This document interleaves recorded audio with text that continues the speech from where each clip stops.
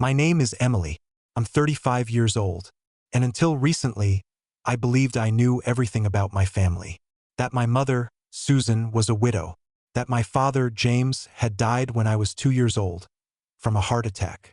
That my mother and I lived poor but happy, because we only had each other. I believed this story as sacredly as I believed the sun rises in the east.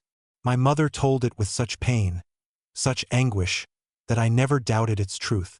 She would say, "Your father was a wonderful man, Emily. He loved us both.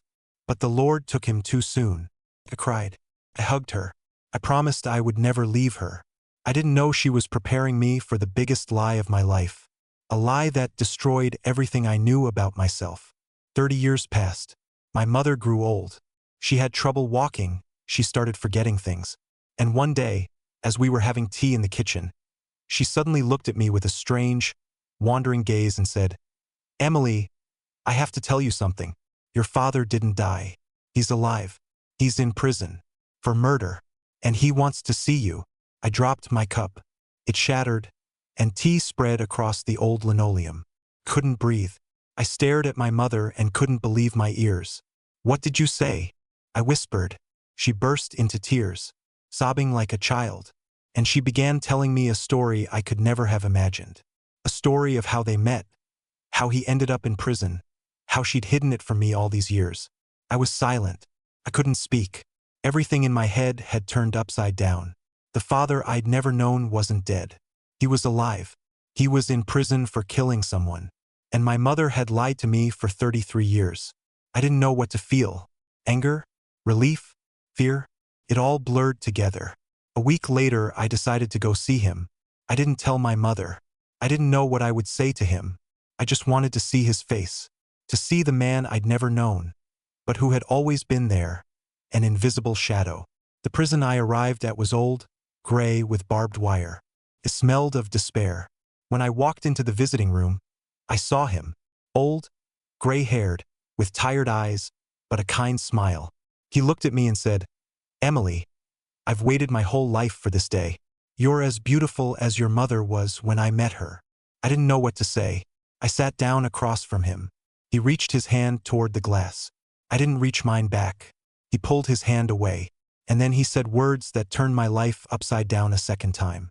He said, "Emily, I'm in here for killing your mother, but she's alive." I froze, couldn't breathe. "What did you say?" I whispered. He repeated, "I didn't kill anyone. Your mother said I killed her. She wanted me locked up, and she got what she wanted. She lied to the court, bribed witnesses.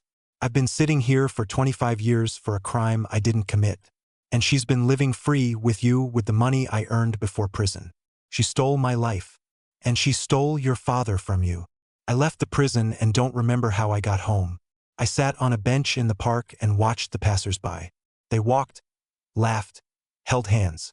And I couldn't move, because my entire life, all my trust, all my childhood memories, everything was a lie. The mother who held my hand when I was scared, who kissed me goodnight, who said I was her only treasure, that woman had destroyed the life of a man I could have loved. I didn't know what to do. Call the police? Go to my mother and scream? Write my father a letter? I just sat and cried. Cried from hurt, from hatred, from confusion. The next day I went to my mother. She was sitting on her old sofa, knitting. Seeing my face, she went pale. "You went to see him?" she asked. I nodded. "He told me the truth, Mom. Do you know what he said? He said you bribed the court, that you lied, that he's in there for something he didn't do. Tell me it's not true. Tell me he's lying." She stood up. Her hands were shaking. She looked at me, and in her eyes I didn't see anger. I saw fear, pure animal fear. "Emily, I don't want to talk about this. Leave it alone. He was a bad man. He wanted to take you away from me. He threatened me. I was defending myself. Please don't make me talk about this." I didn't back down. "Mom," I saw his eyes. "He's not lying. I want to know the truth. All of it. Or I'll leave and never come back." She burst into tears. She fell to her knees. She started screaming, "You can't do this to me. I raised you. I gave you everything. And now you believe him, a criminal." I was silent. I just waited. The next days were hell. My mother sobbed, begged, threatened. She said if I kept digging into the past, she'd kill herself. She said I was betraying her. She said she couldn't bear the shame. She said, if you go any further, I'll die. And you'll be responsible. Your conscience will bear your mother's death. I listened and couldn't believe she was capable of this. My mother, who had always been my rock, had become a stranger.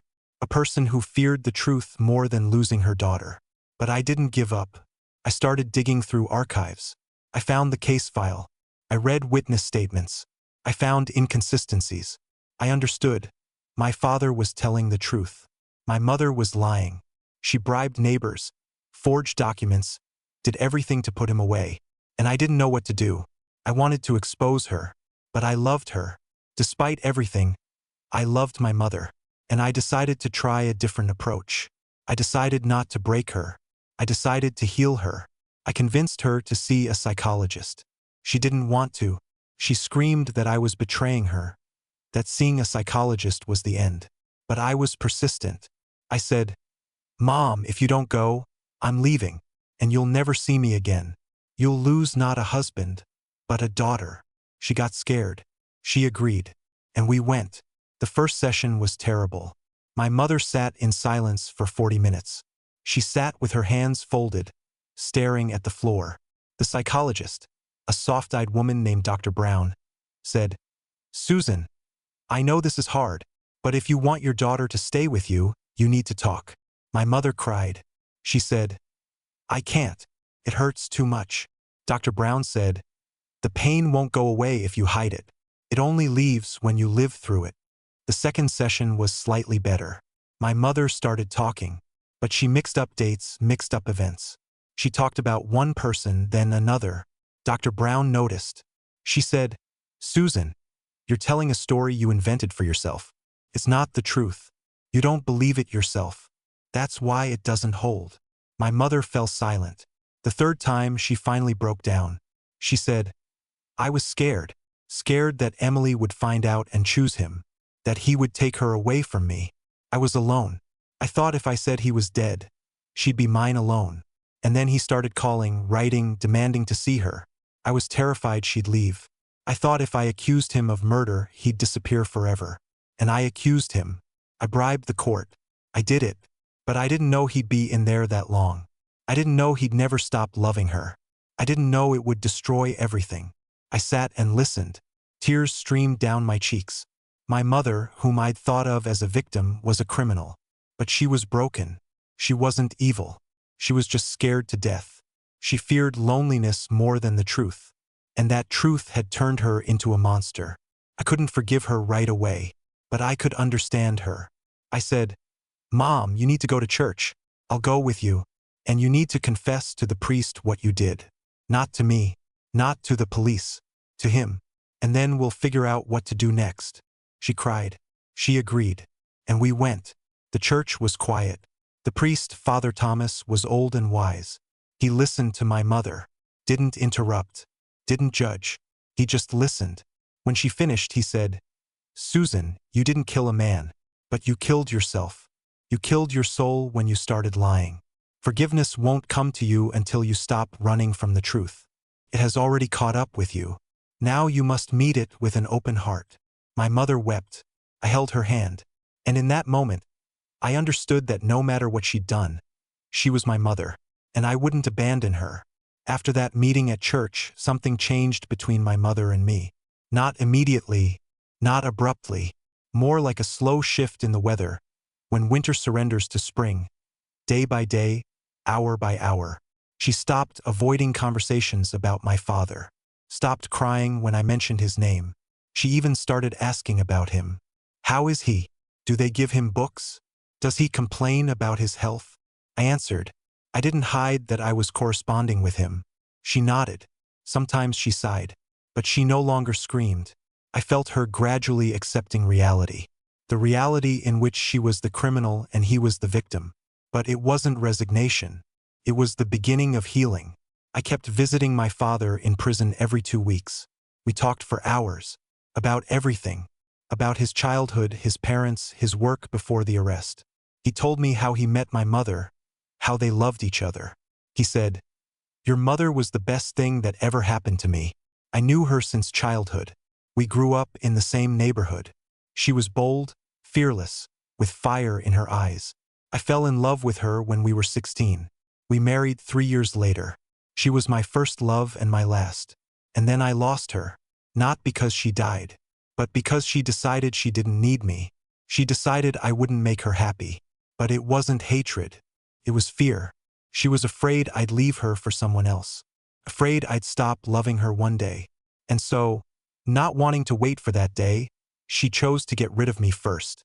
I listened and understood that he had forgiven her. He wasn't angry at my mother. He regretted that she couldn't believe in his love. And that struck me more than anything. His forgiveness. His ability to see in her not an enemy, but a frightened child. A month later, I came to my mother and said, "Mom, I have a request. I want you to meet with Dad. Not in prison. In a neutral place. I'll arrange the meeting. Do you agree?" She went pale. Her hands trembled. She looked at me as if I'd asked her to jump into an abyss. "Emily, I can't. I can't look him in the eye. I hurt him. I stole his life. How can I face him after that?" I took her hand. Said, "You can. Because he's forgiven you. He never hated you. He told me so." He said, "I'm not angry at your mother. I understand her fear. I want to see her to tell her I hold no grudge. And to ask forgiveness for not being able to convince her of my love." My mother cried, but she agreed. I arranged the meeting at a small cafe outside the city. I invited Father Thomas to be a witness. I sat at the table and waited for them both to arrive. My mother came first. She was pale, in a simple blue dress she wore on holidays. She sat across from me and took my hand. I'm scared, Emily. I don't know what I'll say to him. What can I say to a man I nearly killed with my lies? I said, "You'll tell the truth. You'll tell him you were afraid of losing me, and that you repent. That's enough." 10 minutes later, he walked in civilian clothes but with the same gray head, the same tired eyes. He stopped at the entrance and looked at us. My mother stood up. He approached. They stood facing each other in silence. Then my mother said, "James, I lied. I made it all up. I was afraid you'd take Emily away from me. I wanted you to disappear forever. And I broke your life. Forgive me. I'm not asking for forgiveness, but I want you to know. I regret it. Every day." He looked at her. His face was calm. Then he reached out and took her hand. "Susan, I forgave you long ago. That very day I was convicted. I wasn't angry at you. I knew you were scared. I only regretted that we couldn't talk then, honestly, without deception. Now we have a chance. We're no longer young, but I want us to be able to be close. Not as husband and wife. As people who have learned to forgive." They embraced. I stood to the side and cried. The priest smiled. I had never seen such peace on my parents' faces. A year later, my father was released. His case was reviewed, and the court found him innocent. He walked out of the prison gates on the same day he turned 62. I met him with flowers and with my mother. My mother stood beside me, holding my hand. When he came out, she walked up to him and hugged him. "James, welcome home." He smiled. "Thank you. I didn't know I had a home. Now I do."